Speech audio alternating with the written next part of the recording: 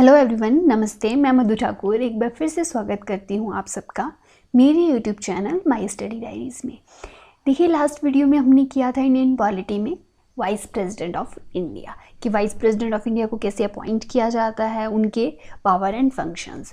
आज हम देखने वाले हैं प्राइम मिनिस्टर ऑफ इंडिया के बारे में डिटेल में, यानी कि प्राइम मिनिस्टर ऑफ इंडिया को कैसे इलेक्ट किया जाता है, इनकी टाइम पीरियड क्या होता है, इनकी क्या क्वालिफिकेशंस चाहिए प्राइम मिनिस्टर बनने के लिए, ठीक है, इनके पावर एंड फंक्शंस, वो सारे डिटेल में आज हम डिस्कस करने वाले हैं। तो चलिए स्टार्ट करते हैं प्राइम मिनिस्टर ऑफ इंडिया के बारे में। तो देखो, पहले हमें ये पता होना चाहिए कि अपॉइंटमेंट कैसे की जाती है प्राइम मिनिस्टर ऑफ इंडिया की। तो देखा, इसका कोई स्पेसिफिक प्रोसीजर जो है वो मेंशन नहीं किया गया इंडियन कॉन्स्टिट्यूशन में, लेकिन आर्टिकल 75 जो है इंडियन कॉन्स्टिट्यूशन में, उसमें बोला गया प्रेसिडेंट जो है वो अपॉइंट करेंगे प्राइम मिनिस्टर को, ठीक है। तो ये अपॉइंट करने की पावर किसके पास है? प्रेसिडेंट के पास।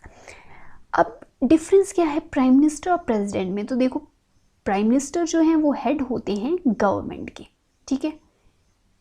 हमारी जो सरकार बनेगी उसके हेड कौन होंगे? प्राइम मिनिस्टर होंगे।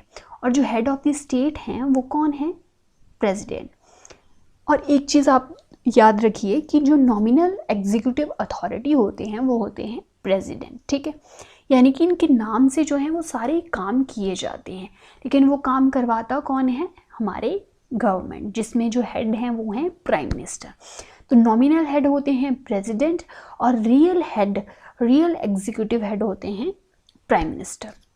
इनको बोला जाता है प्राइम मिनिस्टर को डी फैक्टो एग्जीक्यूटिव, और जो प्रेसिडेंट हैं उनको बोला जाता है डी ज्यूरी। यानी कि इनके नाम से काम हो रहे हैं, लेकिन काम जो रियल असली में जो काम करवा रहा है, जो रियल फैक्ट्स में काम करवाते हैं, वो होते हैं प्राइम मिनिस्टर, ठीक है। तो ये आई होप कि आपको इनका डिफरेंस क्लियर हो गया होगा। तो देखो, प्रेसिडेंट जो हैं वो किसी को भी अपॉइंट नहीं कर सकते प्राइम मिनिस्टर, ठीक है, कि उन जिसका मन किया उसको उन्होंने अपॉइंट कर दिया प्राइम मिनिस्टर। अब वो किसको अपॉइंट कर सकते हैं प्राइम मिनिस्टर, वो हम देखते हैं। तो देखो, president of India appoints a person as the prime minister who is either the leader of the party who holds a majority of the seats in the Lok Sabha, or is the person who is able to win the confidence of the Lok Sabha and gaining the support of the other political parties। देखो, इस point में बोला गया कि president जो है उस person को अपॉइंट करेंगे एज अ प्राइम मिनिस्टर जो किसी पार्टी के लीडर हैं और जिस पार्टी ने मेजॉरिटी सीट्स जो हैं वो होल्ड की हैं, जीती हैं लोकसभा में, ठीक है। जिस पार्टी की मेजॉरिटी सीट्स होंगी लोकसभा में, उस पार्टी के लीडर क्या बन जाएंगे? Prime minister of India. जैसे नरेंद्र मोदी जी प्राइम मिनिस्टर बने थे तो उनकी पार्टी जो थी बीजेपी, उन्होंने मेजॉरिटी सीट्स होल्ड की थी लोकसभा में और वो मेन लीडर थे, तो उनको बना दिया गया था प्राइम मिनिस्टर, ठीक है।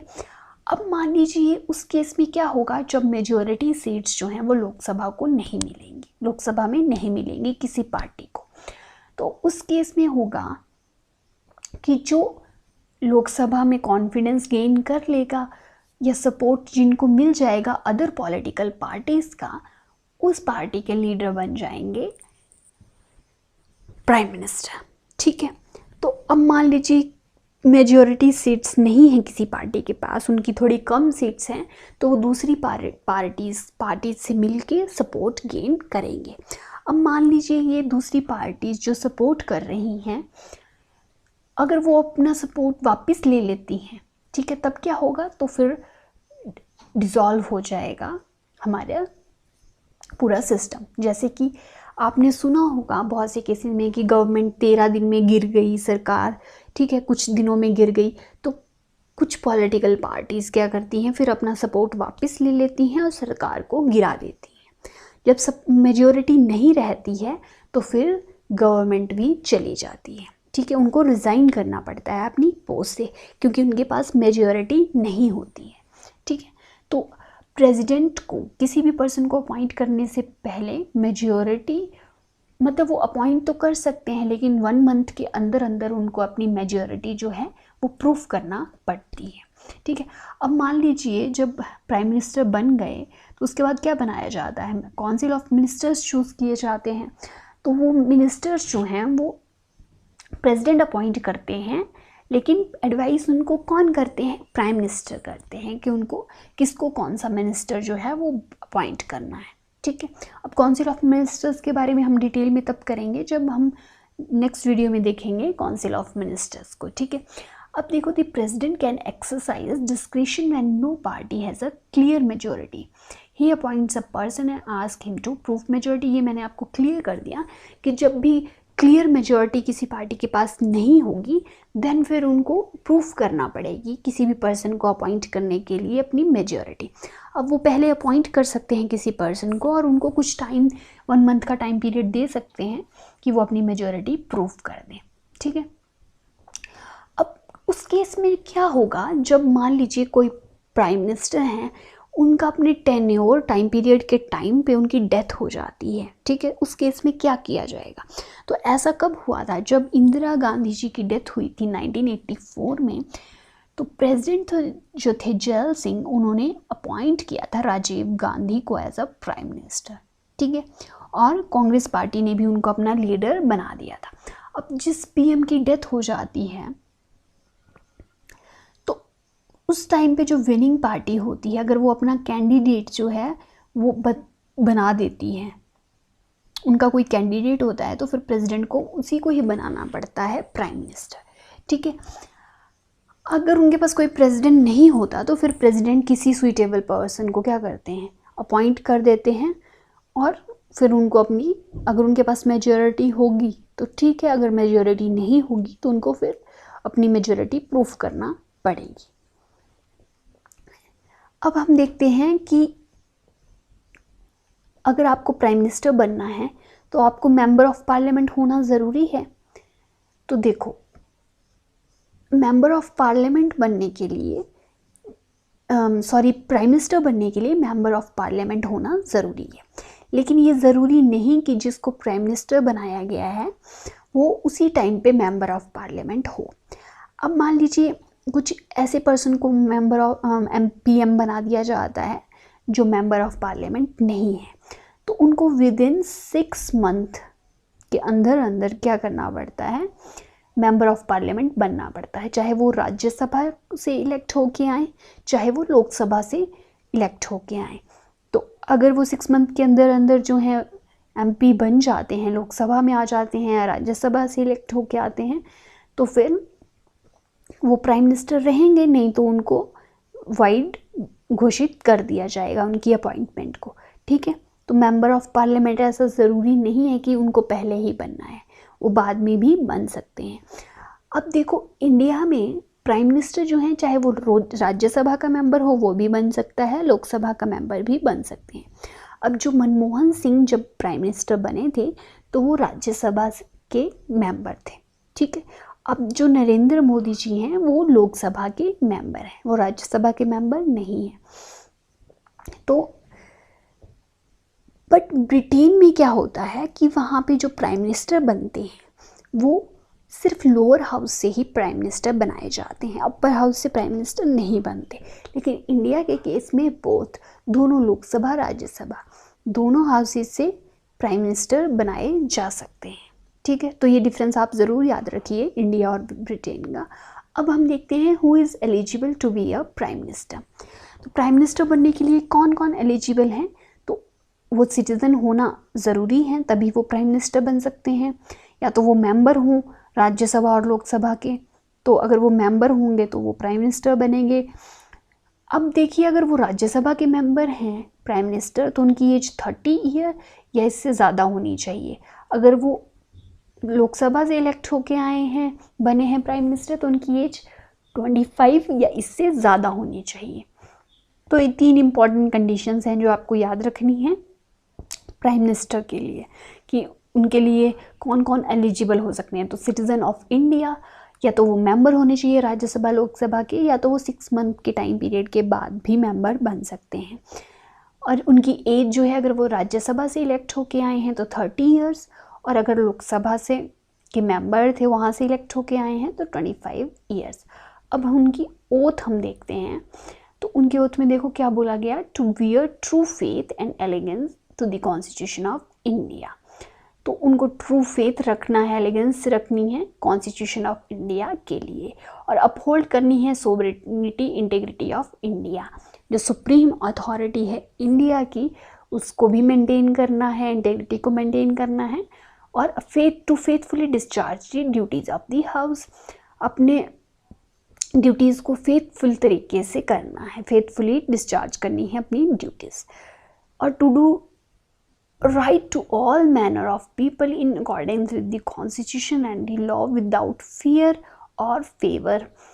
देखो, कॉन्स्टिट्यूशन और लॉ को फॉलो करते हुए लोगों के साथ हमेशा सही करना, किसको सही करना है? प्राइम मिनिस्टर को, और हर तरीके से लोगों के साथ सही करना पड़ेगा कॉन्स्टिट्यूशन और लॉ के हिसाब से, बिना किसी डर के और बिना किसी फेवर के। तो किसी एक पर्सन को प्राइम मिनिस्टर जो है वो फेवर नहीं कर सकते, ठीक है। अब देखो, ओथ के बारे में जो है वो आपसे आपके जो कॉम्पिटिटिव एग्ज़ाम्स होंगे तो उनमें ये पूछा जा सकता है। जैसे कुछ जगह पे सोवरेनिटी, यूनिटी, इंटीग्रिटी की बात की गई है होती है, ठीक है, यहाँ पे यूनिटी की बात नहीं की गई। तो यहाँ पे आपसे डिफरेंस पूछा जा सकता है कि किसकी ओथ में सोवरेनिटी, इंटीग्रिटी की बात की गई, ठीक है, फेथफुल डिस्चार्ज ड्यूटीज़ की बात की गई, या कॉन्स्टिट्यूशन के को फॉलो करने की, बिना किसी डर से फॉलो करने की बात की गई। तो देखो, डिफरेंट जो चेंजेस होंगे थोड़े बहुत, जैसे प्रेसिडेंट की ओथ में कोई चेंज है, प्राइम मिनिस्टर की ओथ में कोई चेंज है, तो उनके डिफरेंस से रिलेटेड आपसे क्वेश्चन पूछे जा सकते हैं एग्जाम्स में, ठीक है। अब हम बात करते हैं ओथ ऑफ सीक्रेसी की। तो देखो, एक हमने ओथ देख ली नॉर्मल, जो सबके सामने जो ओथ ली जाती है। एक होती है सीक्रेट ओथ, यानी कि ये ऐसी ओथ दिलाई जाती है जिसमें डिस्कस किए जाते हैं इम्पॉर्टेंट मैटर्स, ठीक है, और उन मैटर से रिलेटेड ये ओथ होती है कि जिन मैटर्स को आप बाहर डिस्कस नहीं कर सकते ओपनली, ठीक है। मान लीजिए अभी सर्जिकल स्ट्राइक हुई थी, तो आप उस चीज़ को ओपनली डिस्कस नहीं कर सकते, तो उस चीज़ से रिलेटेड जो ओथ होती है, सीक्रेट ओथ, उसको बोला जाता है ओथ ऑफ सीक्रेसी, जो ली जाती है बाय प्राइम मिनिस्टर, ठीक है। अब टर्म हम देख लेते हैं इंडियन प्राइम मिनिस्टर की। The term of prime minister is not fixed and he hold office during the pleasure of the president. तो इनका टाइम पीरियड देखो, हमारे इंडियन कॉन्स्टिट्यूशन में मेंशन नहीं किया गया प्राइम मिनिस्टर का, लेकिन वो during the pleasure of the president ये होल्ड कर सकते हैं ऑफिस को। बट इसका मतलब ये नहीं है कि प्रेसिडेंट जो है वो किसी भी टाइम प्राइम मिनिस्टर को डिसमिस कर दें उनकी पोजीशन से, ठीक है। अब प्रेसिडेंट कब तक डिसमिस नहीं कर सकते? देखो, जब तक प्राइम मिनिस्टर अपनी मेजॉरिटी सपोर्ट में है, ठीक है, अपनी मेजॉरिटी को इंजॉय कर रहे हैं, तब तक लोकसभा में उनकी मेजॉरिटी होगी, तब तक प्रेसिडेंट उनको डिसमिस नहीं कर सकते। जैसे ही उनका मेजॉरिटी सपोर्ट चला जाएगा, उनका सपोर्ट चला जाएगा, देन उनको क्या करना पड़ेगा? या तो रिज़ाइन करना पड़ेगा अपनी पोस्ट से, या फिर प्रेसिडेंट जो है वो उनको डिसमिस कर देंगे उनकी पोस्ट से। यानी कि जब तक उनकी मेजॉरिटी है तब तक वो पीएम होंगे। अब जैसे ही वो अपना कॉन्फिडेंस लूज़ कर देंगे लोकसभा में, तो उनको रिज़ाइन करना पड़ेगा या उनको डिसमिस कर दिया जाएगा बाय प्रेसिडेंट। अब उनकी सैलरी एंड अलाउंसेस हम देखते हैं, तो इनमें ज़्यादा कुछ नहीं है। देखो, सैलरी जो है प्राइम मिनिस्टर की, वो कौन डिसाइड करता है? पार्लियामेंट। तो टाइम टू टाइम जो है पार्लियामेंट उनकी सैलरी अलाउंसेस डिसाइड करती है। उनको डिफरेंट अलाउंसेस दिए जाते हैं, फ्री अकोमोडेशन दी जाती है, ट्रैवलिंग अलाउंसेस दिए जाते हैं, फ्री मेडिकल फैसिलिटीज़ दी जाती हैं, ठीक है, घर वगैरह उनको सब फैसिलिटीज़ प्रोवाइड की जाती हैं। तो चलिए अब हम देखते हैं powers and functions of prime minister. तो as head of the council of ministers he recommend people to be appointed as ministers to the president. देखो, वो हेड होते हैं गवर्नमेंट के, तो जो भी काउंसिल ऑफ मिनिस्टर्स जो है अपॉइंट करने होते हैं, तो ये रिकमेंड कर सकते हैं प्रेसिडेंट को कि किसको जो है कौन सा मिनिस्टर अपॉइंट करना है, ठीक है। और he allocates and reshuffles portfolios amongst them. He asked ministers to resign and to tell president to dismiss him. देखो, जितने भी मिनिस्टर्स बनेंगे उन मिनिस्टर्स की को जो है रिशफल किया जा सकता है। मान लीजिए एक्सटर्नल अफेयर मिनिस्टर हैं अभी हमारे एस जयशंकर, ठीक है। और जो हमारी अभी फाइनेंस मिनिस्टर हैं वो हैं निर्मला सीतारमण। तो वो निर्मला सीतारमण जी को फाइनेंस मिनिस्ट्री से रिज़ाइन करके उनको अपॉइंट कर सकते हैं एक्सटर्नल अफेयर मिनिस्टर, और जो एस जयशंकर हैं उनको बना सकते हैं फाइनेंस मिनिस्टर। ये पावर किसके पास है? प्राइम मिनिस्टर के पास, ठीक है। वो किसी भी मिनिस्टर को उसकी पोस्ट से रिज़ाइन करने के लिए बोल सकते हैं। अगर वो रिज़ाइन नहीं करते हैं तो वो प्रेसिडेंट को बोल सकते हैं कि इनको डिसमिस किया जाए, ठीक है। अब मैं जितने भी मिनिस्टर्स होंगे उनकी एक्टिविटीज़ को सुपरवाइज कौन करेगी? Prime minister. ये भी इनकी एक पावर है। देखो, जब भी ये रिज़ाइन कर देंगे या इनकी डेथ हो जाएगी तो डिसोल्यूशन हो जाएगा काउंसिल ऑफ मिनिस्टर्स का, यानी कि सरकार जो है वो एक टाइप से गिर जाएगी और सभी काउंसिल ऑफ मिनिस्टर्स को भी रिज़ाइन करना पड़ेगा, क्योंकि जब उनका हेड जो है वो रिज़ाइन कर देगा, उनकी डेथ हो जाएगी, तो फिर काउंसिल ऑफ मिनिस्टर्स को भी रिज़ाइन करना पड़ेगा, ठीक है। और he communicates to the president all matters related to administration of the union। Administration से रिलेटेड जितने भी मैटर्स होते हैं तो वो प्रेसिडेंट के साथ ये डिस्कस करते हैं, ठीक है। अब देखो, एक पिक्चर के थ्रू मैं आपको एक चीज़ क्लियर करती हूँ। देखिए, ये हैं प्राइम मिनिस्टर ऑफ इंडिया। तो जब नरेंद्र मोदी जी रिज़ाइन कर देंगे तो जो काउंसिल ऑफ मिनिस्टर्स हैं उनको भी रिज़ाइन करना पड़ेगा, ठीक है। हमारी सरकार गिर जाएगी।